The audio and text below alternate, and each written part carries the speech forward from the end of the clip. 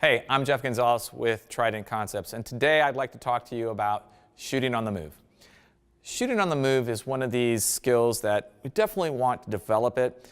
Movement is life. Whether you're trying to move away from danger or trying to move towards danger, you want to have the ability to engage accurately a target that is trying to either injure you or kill you. So with that being said, there's a lot of different movement techniques, but really what you need to understand is the directions. There are basically only 8 directions: forward and back, left and right, and at each of the obliques. Then after that, there's 3 types of movements. There's a movement where the action stops. So you may take a couple steps and stop.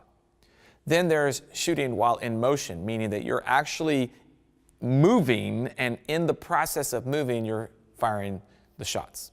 And the third one is running.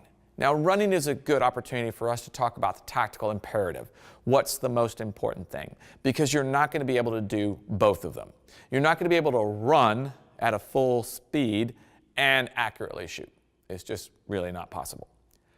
So it makes you think, well, what's the most important thing? Is it more important for me to shoot, in which case stop, plant, and engage the target?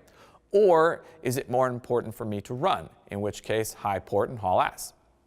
Whichever the situation is, Category 3 are very seldomly used, or very seldomly you'll see them in an actual real-world scenario. But Categories 1 and 2, for sure. This is also a good opportunity for us to introduce what we call your first best sight picture, which is once the sight settles on the target, that's it. It's not going to get any better than that. As you start to move, your window for getting that shot off is also going to shrink. So being able to use your first best sight picture while you're moving is absolutely critical. We'll teach it static on the firing line, but people sometimes don't get it until we actually start moving. So again, once the sight settles, that's it. It's not going to get any better than that. You'll notice how I really didn't talk about how to move, like the duck walk, the Groucho march, the ninja walk on rice paper, because it's not really that important. What I tell people is, can you walk? Can you not fall while you're walking? And as long as you can do that, then that's it. What I tell people is stop thinking about what your legs are doing, start thinking about what your hands are doing. So if you need time to think about how to move your legs, then you're probably taking away precious time that you should be thinking about what your hands are doing. So keep it that simple, if you will. So when it comes time to shooting, let's take a look at what that's going to look like. I'm going to move from this yard line to maybe about 5 yards down. And as I move, I just want to make sure that I'm not going to fall over. And then I get the gun on target, and as soon as that sight comes to rest, I want to start squeezing off the shots. It will put a heavy emphasis on good trigger management, but as soon as the sight is inside the target zone, that's all I need. All right, so here's what that'll look like. I start moving, and as I'm moving, the sight settles on the target. I'm going to go ahead and shoot the shot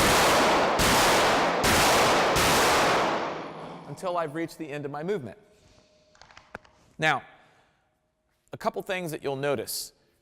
I'm not really doing anything different as far as moving. I'm just moving. Could I move faster? Yes, I can, but for the purposes of the video, I'm just moving at a regular pace.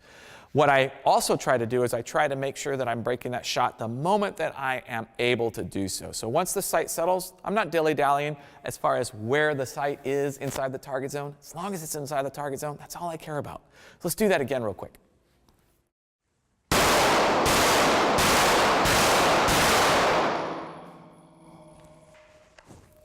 All right, so I'm Jeff Gonzalez. Thanks for tuning in. Make sure you post any questions or comments down below. Love to hear from you. Whenever you get a chance to practice shooting on the move, first start off nice and safe, do a lot of dry runs, and then when you're ready to go live, just adhere to all the safety rules. All right, until then, take care and stay safe.